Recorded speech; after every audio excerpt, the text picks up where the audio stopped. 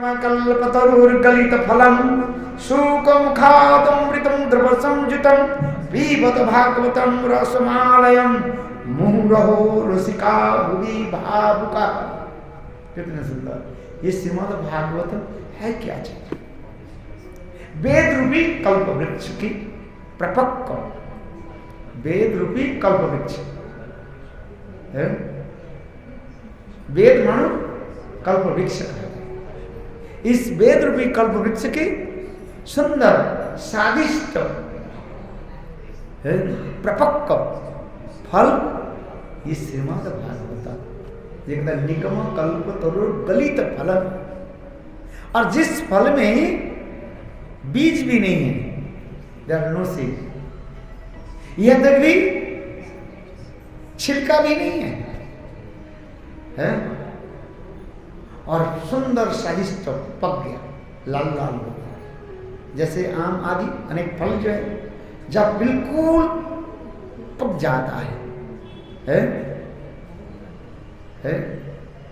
और उसमें कोई चोंच, एक ऐसे सुख पक्षी जब चोंच लगा दे और तो वो और भी स्वादिष्ट हो जाता है। ठीक उसी प्रकार वेद रूपी कल्प वृक्ष के अत्यंत स्वादिष्ट प्रपक्व फल, और जिसमें बीज भी नहीं है, गुठली तक नहीं है और छिलका भी नहीं है, रस रसमयम, कितना सुंदर वो फल इस धरा पृथ्वी तल में आया। कैसे? सुख रूपी यानी सुखदेव गोस्वामी पाद की मुखारविंद से है यह श्रीमद् भागवत प्रकट हुए। और कैसे आए हैं? ऐसे सुंदर स्वादिष्ट प्रपक्व फल श्रीमद् भागवतम कैसे प्रकट हुए जगत में? कहते हैं गुरु परंपरा प्राप्त। स्वयं भगवान कृष्ण ये श्रीमद् भागवत कथा को पहले ब्रह्मा जी को चतुश्लोकी भागवत के रूप में श्रवण कराया, और ब्रह्मा जी उसी कथा को जो है और विस्तारित रूप में नारद जी को श्रवण कराया। नारद जी उसी कथा को जो है और विस्तृत रूप में व्यासदेव के श्रवण कराया, और व्यासदेव जी उसी कथा को किसको श्रवण करा रहे? सुखदेव गोस्वामी। और सुखदेव गोस्वामी पाद उसी कथा को परीक्षित महाराज को श्रवण करा रहे। अभी हम जो भागवत कथा श्रवण कर रहे हैं ये श्रीमद् भागवतम महामुनि कृते किंबा परमेश्वर शब्दो हृदय अवृत्ति कृति भी सुश्रुवी तत्क्षणा। कहते ये श्रीमद् भागवत पिबत भागवत रसमालयम मुहुरो रसिका भुवि भावुका। ये श्रीमद् भागवत की रस माधुर्य कौन आस्वादन करेंगे? यहाँ पर श्रोता और वक्ता की भी क्वालिफिकेशन बता रहे हैं। वक्ता कौन है और श्रोता कौन है? चलो वक्ता तो एक बार एक ही होता है, एक बार बैठ शासन में बैठ गए उसका हम वक्ता मानते हैं। श्रोता तो हजारों है, किंतु यहां पर कहें इस कथा के वक्ता कौन हो गया? स्वयं सुखदेव गोस्वामी पाद वक्ता, मैंने जो बोल रहे कथा को सुना रहे हैं। और श्रोता कौन बैठे? होने को तो श्रोता थे, बोले नहीं, मुख्य श्रोता के उद्देश्य करके सुखदेव गोस्वामी पाद ये श्रीमद् भागवत के श्रवण करा रहे। मुख्य श्रोता कौन हो गया? परीक्षित महाराज।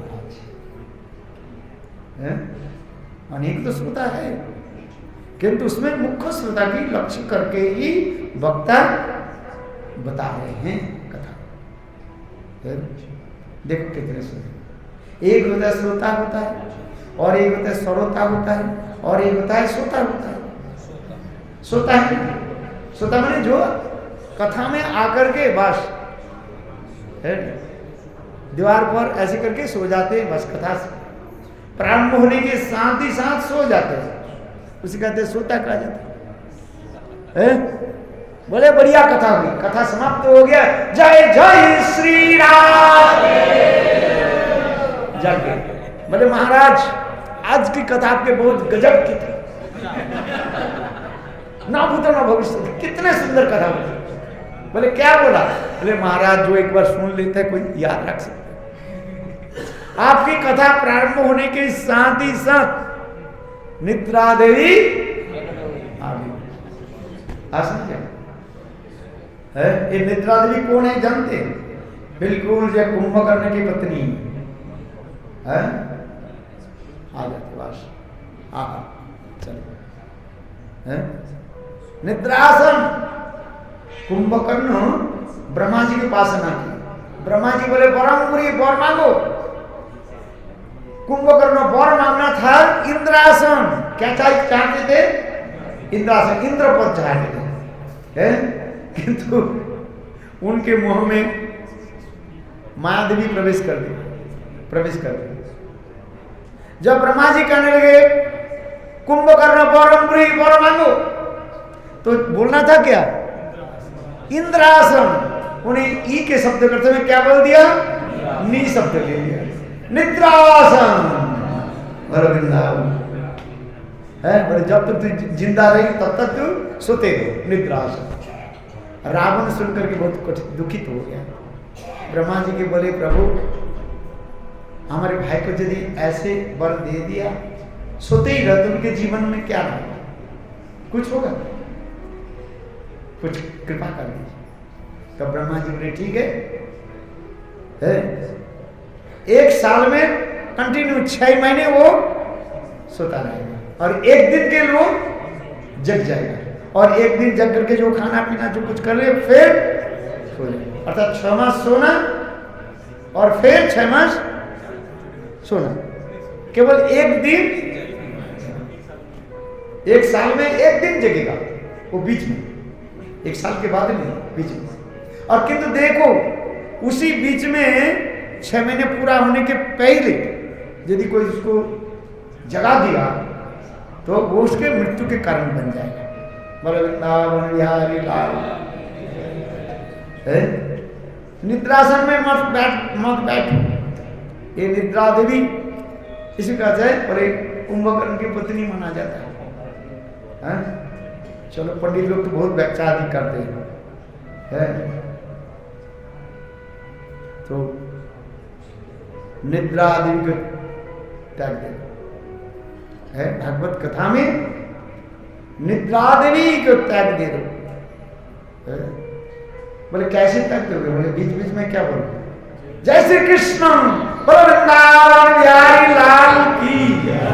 निद्रा देवी भाग जाएगी। इसलिए भागवती कथा बीच बीच में क्या बोलना पड़ता है?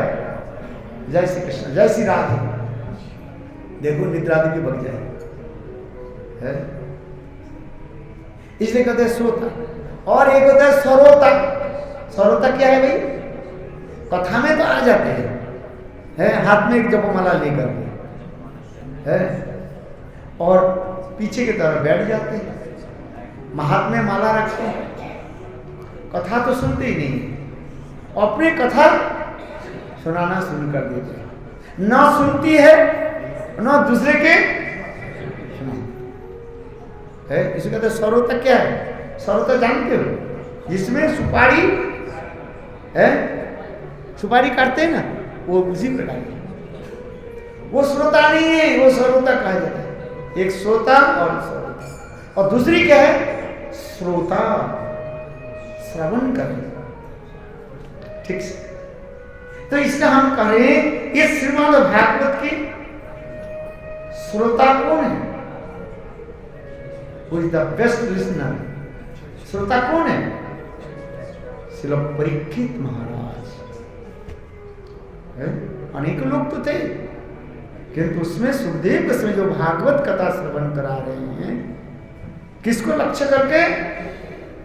परीक्षित महाराज। ये देखो इसमें कहते हैं ऐसे भागवत कथा को जो है श्रवण करे सुखदेव है। सुखम खादम द्रव समुचितम पीबत भागवत रसमाला।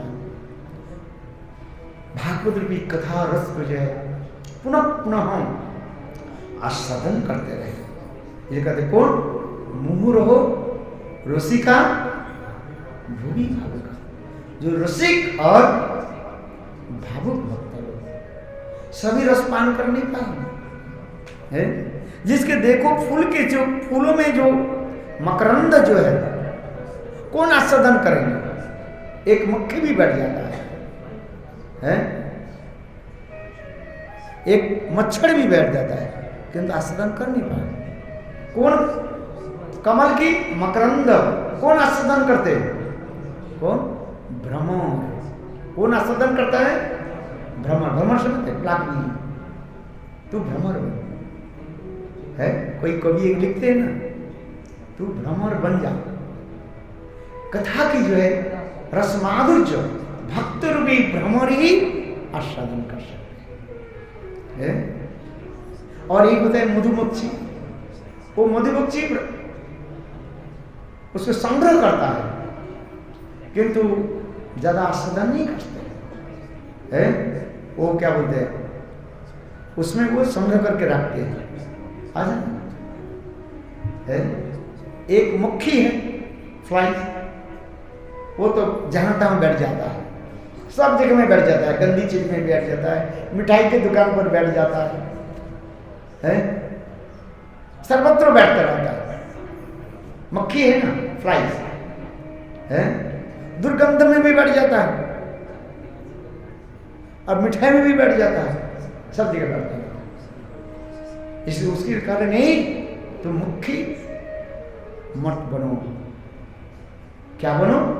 मधुमक्खी। अच्छा, मधु संग्रह करने वाली है, संग्रह करता है और संग्रह करके वो छत्ता में वो रखते हैं, संग्रह करके ना रख देते हैं।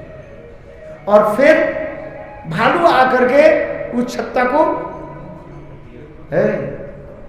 और के तोड़ करके सारे मधु को जानी शहद को पान करके चले जाते हैं। पर ऐसे मत बनो। क्या बनो? तुम भ्रमर बनो। भ्रमर माने ब्लैकबी, वो सारे फूलों में जाकर के ग्रहण करता है, शहद को ग्रहण करता है। और वो सभी फूलों में नहीं जाते हैं। सुंदर प्रस्फुटित विकसित सुगंध युक्त कमल में ही वो बैठता है। इसलिए कोई कवि कहते हैं तो भ्रमर बन जा। जीवन में भ्रमर बनने के लिए प्रयास करें, अर्थात शुद्ध निर्मल पवित्र संत महात्मा के मुखारविंद से भगवान की अमृतमय कथा को श्रवण करें। ये कहते हैं मुहुरो रसिका भूमि भावुका, और रसिक और भावुक बन जाओ, तभी श्रीमद् भागवत के रसमारम आस्वादन करेंगे। समझ गया? इस कथा को यहीं पर मैं विराम देता हूँ। फिर आगे की कथा का हम कीर्तन करेंगे। और ये कीर्तन हो जाए, इसके बाद आरती और इसके बाद महाप्रसाद की